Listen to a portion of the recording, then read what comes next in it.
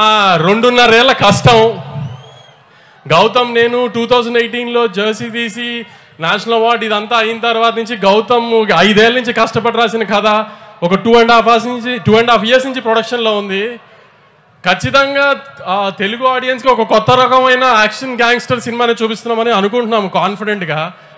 మీరందరూ కూడా 31st వచ్చి ఖచ్చితంగా పెద్ద ఓపెనింగ్ ఇచ్చి మా అందరినీ ఆదరిస్తారని గట్టిగా కోరుకుంటున్నాను. దీంట్లో చూపించిన చిన్న శాంపుల్ మాత్రమే.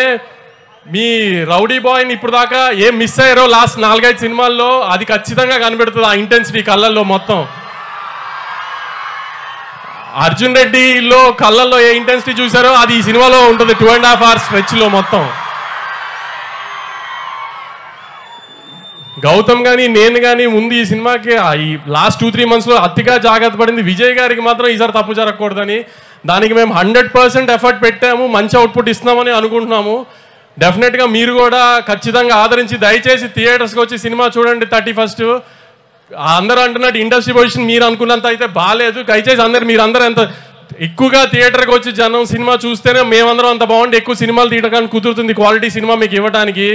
మనకి ఇప్పుడు హిందీలో ఒక సయ్యారే పడినట్టు ఇట్లా మనకి అలా ఆ ఊపు రావాలంటే మార్కెట్లో మీరు మళ్ళీ 31st నుంచి మాకు ఆ ఊపు ఇస్తారని కోరుకుంటున్నాను. Thank you very much.